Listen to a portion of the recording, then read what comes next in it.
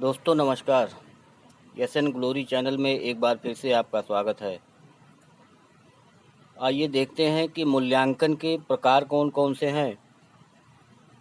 तो मूल्यांकन के प्रकारों की अगर बात की जाए तो मूल्यांकन को भिन्न भिन्न कारकों के आधार पे कई प्रकारों में विभक्त किया जा सकता है। कई कारण है उसके प्रकार को निर्धारित करने में। तो आइए विभिन्न कारण देखा जाए, विभिन्न कारक देखा जाए कि कौन कौन से कारक हैं कि जो मूल्यांकन के प्रकार को निर्धारित करते हैं और मूल्यांकन के कितने प्रकार होते हैं। तो सबसे पहला अगर हम कारक देखें तो नंबर 1 पे हम कह सकते हैं कि लक्ष्य समूह के आधार पे, लक्ष्य समूह के आधार पर मूल्यांकन के प्रकार। तो लक्ष्य समूह के आधार पर मूल्यांकन के प्रकार दो हैं। पहला हम कह सकते हैं कि सूक्ष्म मूल्यांकन। सूक्ष्म मूल्यांकन, सूक्ष्म मूल्यांकन को अंग्रेजी में कहेंगे माइक्रो इवैल्यूएशन। Micro evaluation. और दूसरा कह सकते हैं कि बृहद मूल्यांकन। बृहद मूल्यांकन को कहेंगे मैक्रो इवैल्यूएशन। तो लक्ष्य समूह के आधार पे मूल्यांकन के दो प्रकार हैं। पहला है सूक्ष्म मूल्यांकन और दूसरा है बृहद मूल्यांकन, माइक्रो इवैल्यूएशन और मैक्रो इवैल्यूएशन। तो सूक्ष्म मूल्यांकन क्या है कि जब मूल्यांकन किसी व्यक्ति विशेष, यानी कि हम कह सकते हैं कि जब मूल्यांकन किसी व्यक्ति विशेष और उसकी उपलब्धियों तक सीमित रहता है,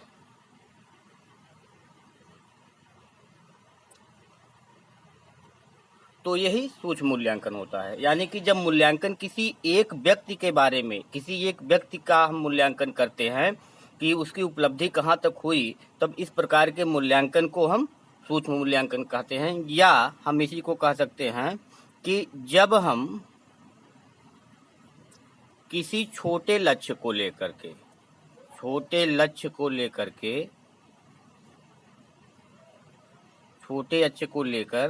मूल्यांकन करते हैं। जैसे हम कह सकते हैं कि जो हम इकाई परीक्षण करते हैं, इकाई परीक्षण छोटा लक्ष्य होता है, तो ये सूक्ष्म मूल्यांकन हो गया। या हम कह सकते हैं कि जब हम पाठ परीक्षण करते हैं, तो ये पाठ परीक्षण भी सूक्ष्म मूल्यांकन का एक भाग है। अब अगर हम बात करें कि बृहद मूल्यांकन क्या होता है, तो बृहद मूल्यांकन जब हम किसी बड़े समूह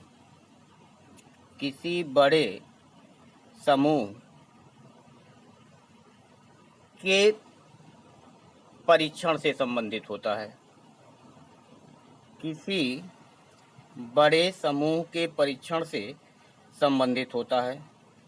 या हम कह सकते हैं कि लक्ष्य जब हम बड़ा लेते हैं, लक्ष्य बड़ा हो, जैसे हम कह सकते हैं कि बोर्ड परीक्षा जो होता है वो बृहद मूल्यांकन इसको कह सकते हैं। या कोई जो प्रतिभा खोज परीक्षा होता है, प्रतिभा खोज परीक्षा जो होता है वो बृहद मूल्यांकन उसको भी कह सकते हैं। या हम कह सकते हैं कि जो संपूर्ण पाठ्यक्रम से अगर हम परीक्षण करते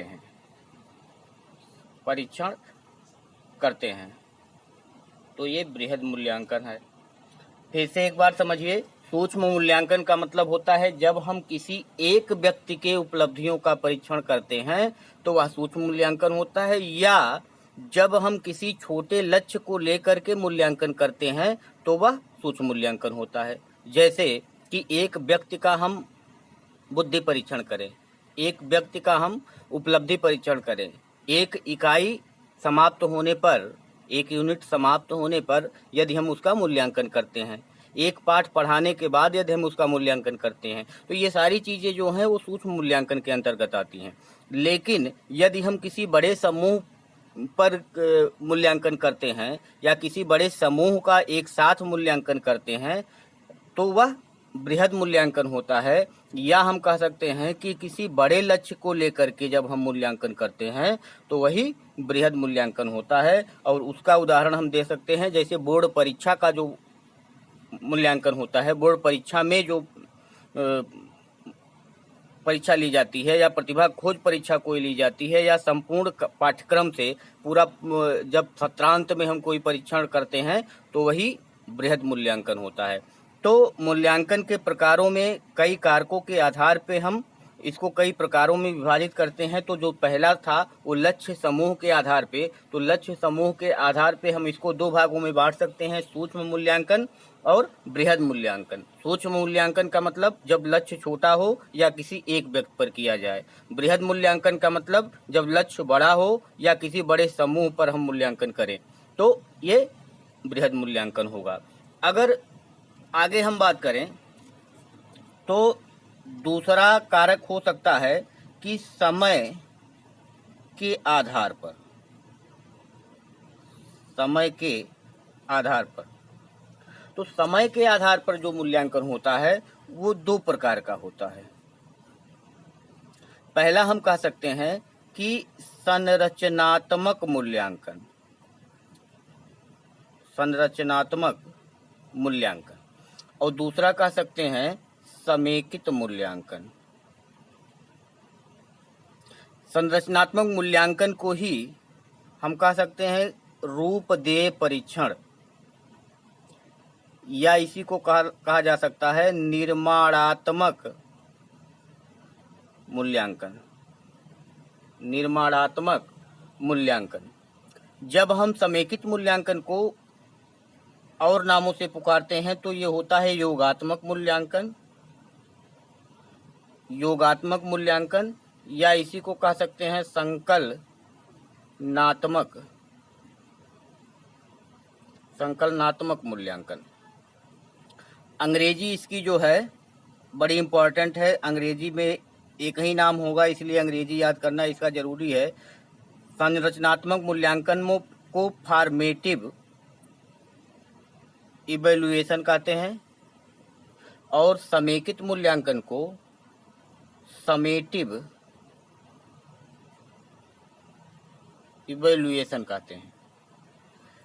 तो समय के आधार पे मूल्यांकन के दो प्रकार होते हैं, पहला फॉर्मेटिव इवैल्यूएशन और दूसरा समेटिव इवैल्यूएशन, या संरचनात्मक मूल्यांकन और दूसरा समेकित मूल्यांकन, या रूप दे योग दे, या निर्माणात्मक मूल्यांकन या संकलनात्मक मूल्यांकन।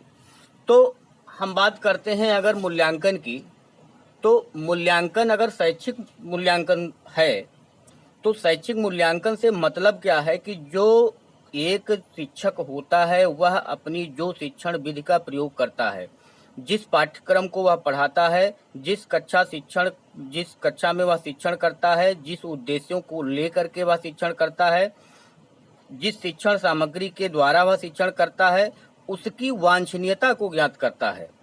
मूल्यांकन का मतलब कि शिक्षण अधिगम प्रक्रिया में जो जो चीजें प्रयोग की गई, चाहे वो शिक्षण विधि हो, चाहे वो शिक्षण सूत्र हो, चाहे वो शिक्षण सामग्री हो, या शिक्षा के जो उद्देश्य हो, इन सारे चीजों का वह वांछनीयता का पता लगाता है मूल्यांकन के द्वारा एक शिक्षक। तो समय के आधार पे जो वर्गीकरण हुआ इसको 1967 ईस्वी में माइकल स्क्रीबेन ने बताया। माइकल स्क्रीबेन ने यह वर्गीकरण दिया सन 1967 ईस्वी में माइकल स्क्रीबेन ने यह दिया। अब संरचनात्मक मूल्यांकन क्या होता है, आइए इसके बारे में चर्चा करें। तो संरचनात्मक मूल्यांकन की अगर बात की जाए तो संरचनात्मक मूल्यांकन ऐसा मूल्यांकन है कि जो उस समय किया जाता है जब शिक्षण अधिगम की प्रक्रिया चल रही होती है। तो शिक्षण अधिगम प्रक्रिया के दौरान हम कह सकते हैं कि शिक्षण अधिगम प्रक्रिया के दौरान जो मूल्यांकन होता है, एक तो यह हम इसको कह सकते हैं, जैसे नाम में ही छिपा हुआ है संरचनात्मक, यानी जिस समय रचना हो रही होती है उसी समय का मूल्यांकन संरचनात्मक मूल्यांकन कहा जाता है। तो जिस शिक्षण अधिगम प्रक्रिया के दौरान जो मूल्यांकन होता है उसी को संरचनात्मक मूल्यांकन या निर्माणात्मक मूल्यांकन कहा जाता है। इसका जो उद्देश्य होता है सीखने या सिखाने के दौरान छात्रों की प्रगति का निरीक्षण कर कमियों और कठिनाइयों का पता लगाना। शिक्षण अधिगम प्रक्रिया के दौरान बच्चों की प्रगति का निरीक्षण करना और उनमें क्या क्या कमियां रह गई, क्या क्या कठिनाइयां आई, जो पाठ्य वस्तु पढ़ाया जा रहा है उसको सीखने में, उसको समझने में, उसको अधिगम करने में कौन कौन सी कठिनाइयां आ रही हैं, इसका मूल्यांकन करने के लिए ही संरचनात्मक मूल्यांकन होता है।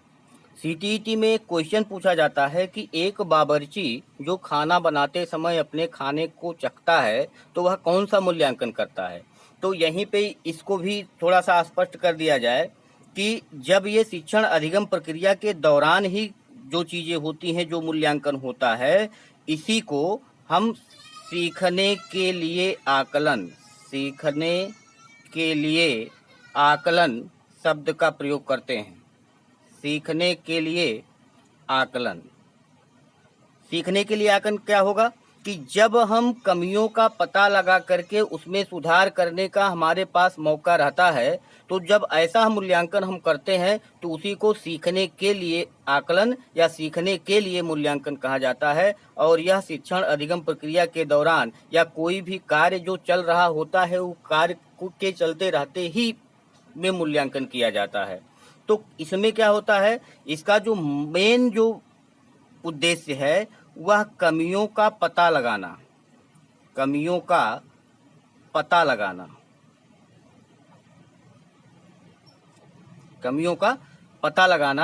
और उसी के आधार पे उपचारात्मक शिक्षण करना।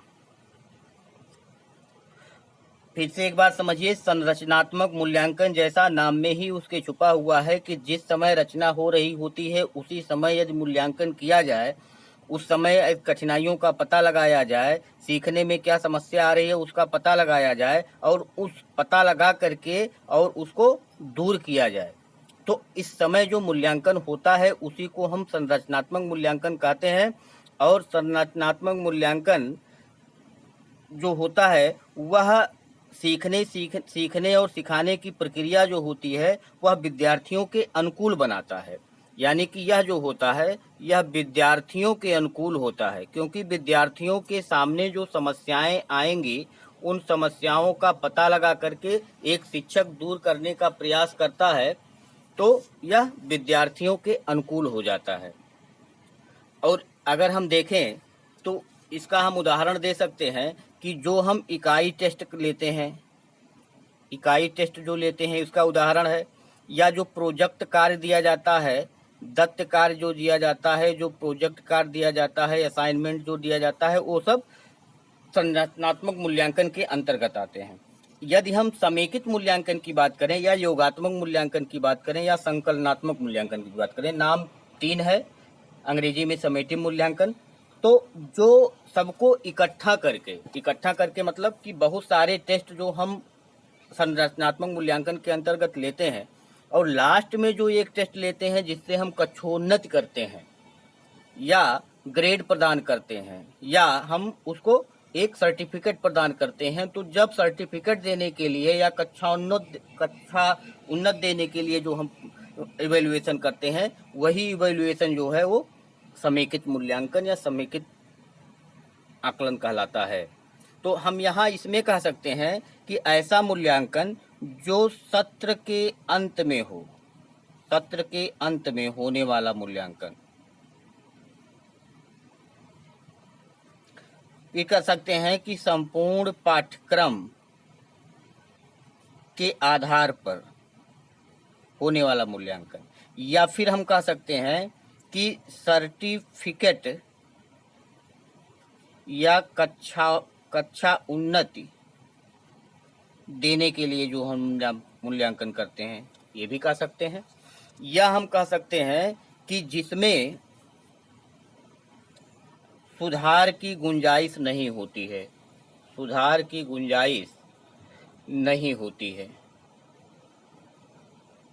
जब लास्ट में होगा तो उसमें सुधार की गुंजाइश कुछ होगी नहीं। या कह सकते हैं कुल उपलब्धियों का जब हम मूल्यांकन करते हैं तो उसी को समेकित मूल्यांकन कहा जाता है। सीटीईटी में जो क्वेश्चन पूछा जाता है कि सीखने का आकलन,